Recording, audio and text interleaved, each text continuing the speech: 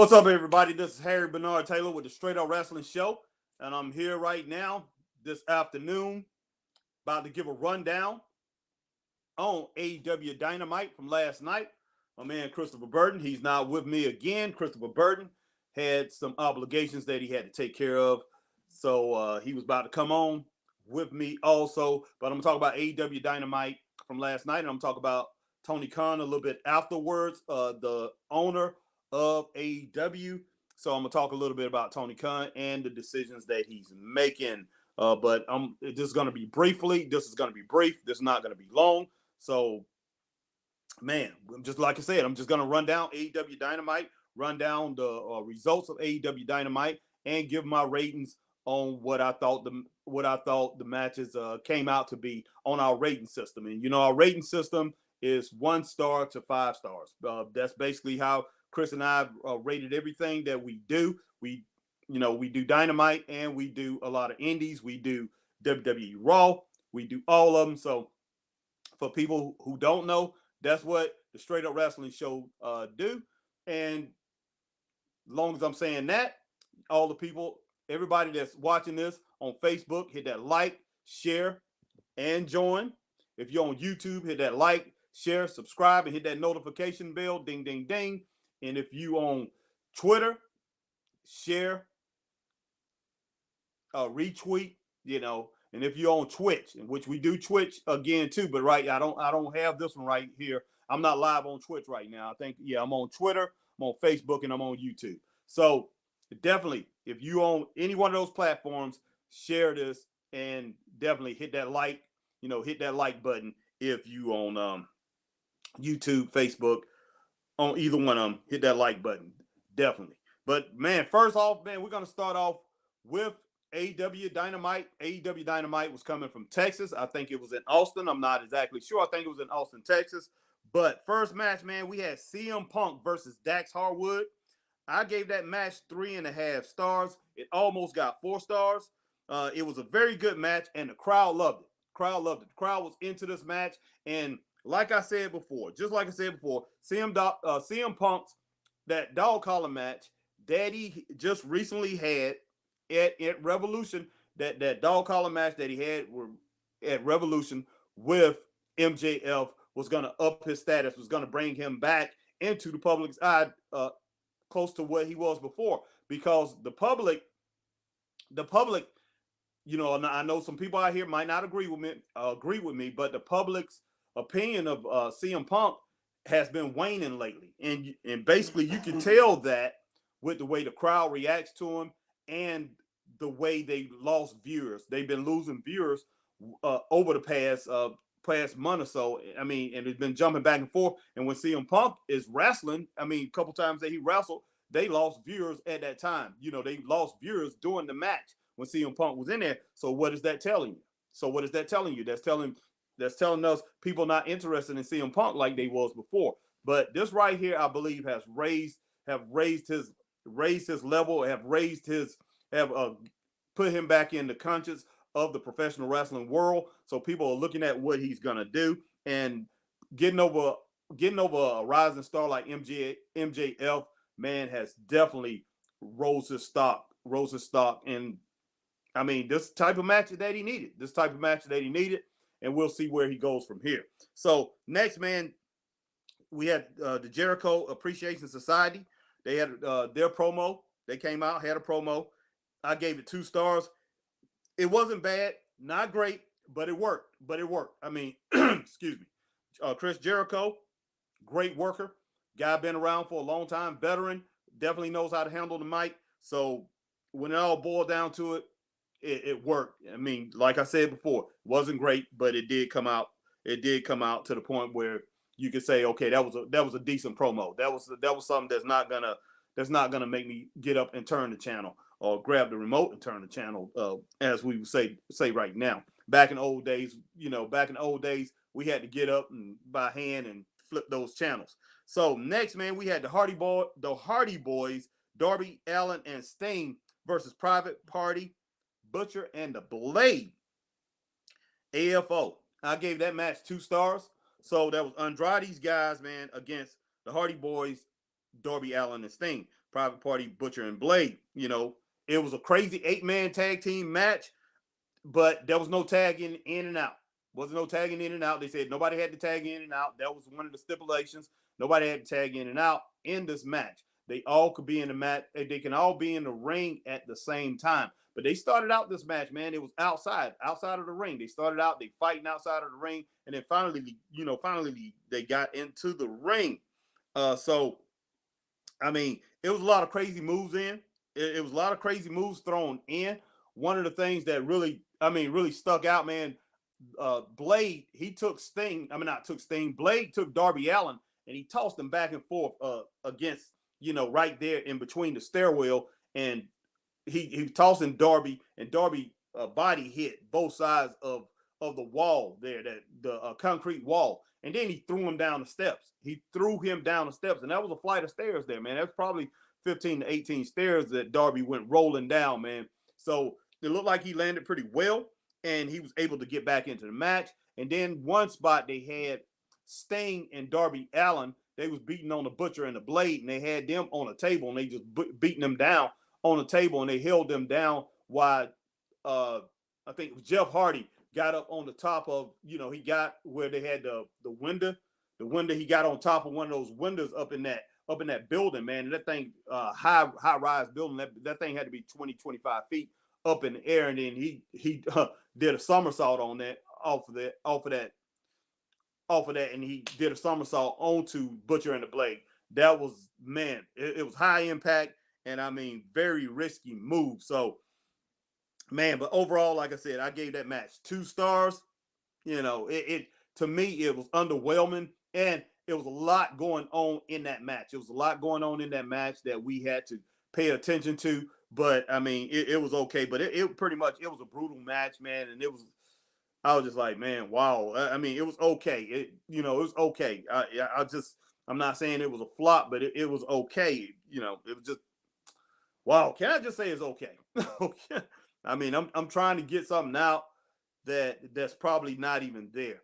But next, man, we had FTR interview, and I gave that 2.5 stars. It was pretty good, and they was telling off the Gun Club. Now the Gun Club, they was out there. The Gun Club was out there with Dax Harwood earlier in the night when Dax Harwood took on CM Punk. So the Gun Club was pretty much putting in their.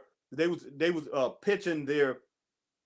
They was making a pitch that they wanted a shot at Harwood and his partner. They wanted a shot at FTR, so they definitely was up there, man. They definitely was out there putting in work and letting Dax Harwood know what was going on. So he got a little distracted when he was wrestling CM Punk. And CM Punk, like I said, man, CM Punk, he did take advantage of that.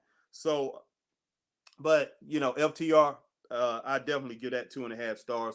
Like I said, it was pretty good. It was pretty good. Next, man, we had the MJF in ring segment. MJF, great talker. We all know that. I'll go ahead and give him 3.5 stars on that segment. But I'm not going to give it a thumbs up. I'm not going to give it a thumbs down. But like I say, it was 3.5. And the 3.5 is a good score. Very good score when it comes from the Straight Up Wrestling Show. But I give him 3.5 stars for that. I mean, good might work, but I'm not down with him using God's name in vain. That's just me. I know a lot of people, like say, might not care about that. But like I say, as far as that, man, I think that went a little too far.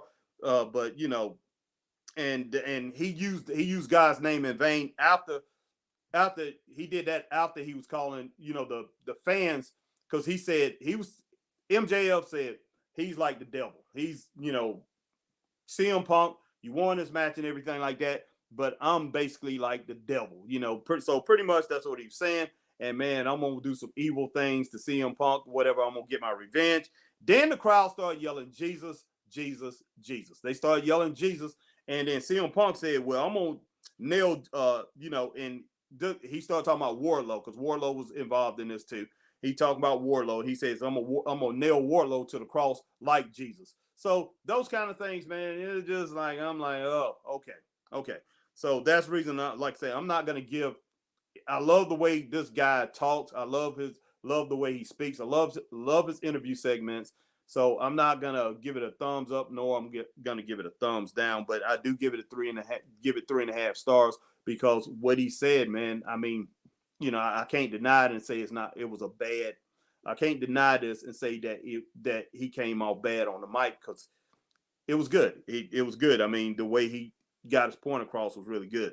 Okay, so next, man, Adam Cole versus Jay Lethal. I'll give that 3 stars. Man, this match right here, it was pretty good. It was pretty good, not bad. And then after that match, man, Cole did an in-ring talk session and called out Adam Page and said he wasn't man enough to come out and face him and Red Dragon face to face. So he was calling out Adam Page and pretty much saying, Adam Page, come out there and face all 3 of us. Be a man, face all 3 of us. That didn't seem fair to me. Didn't seem fair to me at all. Why in the world would he come out there and face 3 guys, man? I mean, that's just flat out crazy. So that definitely wasn't fair. I don't know where in the world Adam Cole was getting off calling out Adam Page and telling him to come out there to face him and Red Dragon man to man. And Adam Page, he comes out there. Show that he's brave enough to face off with 3 guys. And then Adam Page, he sat there and, a little bit and they talked. And Adam Page decided that he's going to throw something. I mean, I don't know what exactly that he threw at him, but he took something off of, I think, a belt or maybe a handkerchief or whatever. And he threw it at him. And then he started fighting all 3 of those guys. And finally got to the point where it was too many guys on him. And they started taking him out. And Jungle Boy, Luchasaurus, and Christian Cage came out.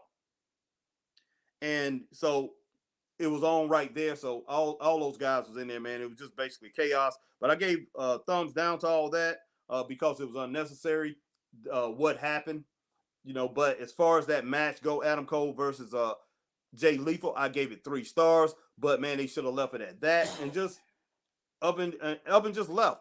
Because, I mean, you didn't actually need you didn't actually need every single thing that happened after that. You didn't have to have that attack on Adam Page. You didn't have to have all that. You should have just left that match and then left a great taste in people's mouths that, okay, here's something, man, that happened. It was a good match and everybody's going to leave peacefully. But hey, I guess they can't do that no more. Okay, next, man, we had Ty Conti and Sammy Guevara segment. That segment was okay. The Ty Conti and Sammy Guevara, they had a nice little segment. It was okay. And then we had Dan Lambert come out, Scorpio Sky, and Ethan Page, and I gave that 2.5 stars. And man, I'll leave it at that with that segment there. I mean, it was okay. And Dan Lambert, I don't know if Dan Lambert actually have. I'm not sure if he actually have anything creative to say anymore. Because I mean, Dan Lambert, when he first came to AEW, Dan Lambert pretty much came where he was attacking, pretty much attacking today's wrestling and attacking wrestlers that work for AEW. That's what he was doing. That's what he was about. But now, man, it's like he's going a different direction where he's going with the storylines, what's going on, and he's pushing his guys. He's pushing Scorpio Sky and Ethan Page, but I mean, some of the luster has waned off of him because he's not in there putting down the business like he used to, and just talking about old school, man, because that was his niche and that's what he was really good at. But I mean, that can only go on for so long. So I understand what he's doing. I understand what they're doing with him. But I mean, he's still good on the mic, but not as great as he was when he first started. Then we had Swerve Strickland segment on Ricky Starks. I thought, man, I mean, Swerve Strickland, I don't know. I mean, I really don't know. I mean, he was called Swerve Scott over there in NXT, and he's been around for a while. And he wants to come out there with all the swag, like he's the cool dog. He's the big dog out there now. And man, when it comes to the house, it's not Tony's house. It's not Jay Lethal's house. It's not Ricky Starks' house. And he was talking about Ricky Starks. It's Swerve's house. I thought it was whack, man. But I gave it 3 stars. And when Ricky Starks came in on that segment, and Ricky Starks talked about it. So it was a promo, and they talking about their match. And I think they're gonna wrestle Friday night on Rampage. But when Ricky Starks came in there, man, he raised the level of that thing. So I'm gonna go ahead and give that 2 stars. It was, it was okay. It was okay. Next, man, we had Layla Hirsch versus Red Velvet, which was a very good match. I thought it was a good match between those two. I gave it 3 stars. Layla Hirsch won the match, but Layla Hirsch, she went out there and she got a couple, look like, man, to me they look like big wrenches. So she got a couple of those. She had one in her hand where the referee saw, and when the referee took it from her, and the referee turned around, and started messing with the mat because the apron was pulled back, pulling that back. Then Layla Hirsch, she pulled the other one out, and she banged Red Velvet on the side of the head with it and got the win. And Chris Statlander come out there, and she jumped all over Layla Hirsch. So, but I gave that 3 stars, man, overall for that match. It was a pretty good match. I like Layla Hirsch, but I really like Red Velvet. I think she's very talented as far as the female wrestlers that they have over in AEW. I think Red Velvet is probably one of the top 3 as far as talent wise. Her man, her Britt Baker. Britt Baker, and I guess I got to throw Thunder Rosa in there. But those, and Chris Statlander too. So maybe top 4. But man, those are very talented. They got a very talented crew of female wrestlers, man. So they really bring the level up at AEW in wrestling, if you ask me. They really do. They really do. Next, man, we had Jade Cargill with a manager, Mark. And, they had an interview with Tony Schiavone. Man, I gave that interview 2.5 stars. It wasn't bad. It wasn't bad. It was short. It was quick. And Jade, she gets out there and she does what she do, man. She gives a little short spiel. She don't talk long. And her manager, this time, man, he didn't try to throw anything goofy in there. He just, had a few words to say, and that was it. So, I gave it 2.5 stars, man. 2.5 stars. It was an average little segment. I thought it was pretty good. So 2.5 stars for that Jade Cargill interview. Next, man, we had the main event: John Silver and Alex Reynolds versus Chris Jericho and Daniel Garcia. That was a pretty good match, man. I gave that 3 stars. Definitely thought it, like I say, it was pretty good. I didn't think it was great. It wasn't a long match. They didn't have a lot of TV time left. But this is Chris Jericho's Appreciation Society's first match together. And man, they went in there and they, Chris Jericho says that, hey, we're sports entertainers. Him and Danny Garcia, they say they're sports entertainers with 2.0, and they beat up professional wrestlers. And John Silver, man, he's all pumped up because all this time, and even before he got into wrestling, he's always been wanting to get in the ring with Chris Jericho. This was his first chance to be able to do that. And and he performed very well, man. Very powerful little man. And he threw down in there. Him and Alex Reynolds, and they looked very good, man. But Chris Jericho and Daniel Garcia got the win. I gave it 3 stars. So and then 2.0 come in there. It couldn't be that 2.0 come in there because 2.0 come in and they was all beating up on John Silver and Alex Reynolds. And then here comes Jungle Boy, and here comes Luchasaurus. So, we had that to end off the night. That's just the way it goes down in AEW. But man, so overall, man, I'm gonna go ahead and give AEW Dynamite 3 stars. I definitely thought it was better than what it was last week. Last week, I didn't like AEW Dynamite at all. I didn't like it at all. I was just like, what in the world? Why is it really worth watching it? But AEW Dynamite, they do this. They do this lately. They've had bad shows, and then they bounce back and have a good show. Or if they have a bad show on Dynamite, Rampage is a good show. I'm looking for consistency. Consistency. I want them to be consistent. So looking for consistency with AEW Dynamite and Tony Kahn. Got to get this thing right, man. Got to get it right. If you need help with your writing, you need to have people help you write. You say you're the head booker And that's one thing I want to talk about Tony Khan. Tony Khan says he's the head booker with AEW, and he's going to be the head booker with Ring of Honor. But so far, we know that Tony Khan, he's bought Ring of Honor, but so far he hasn't done anything with Ring of Honor.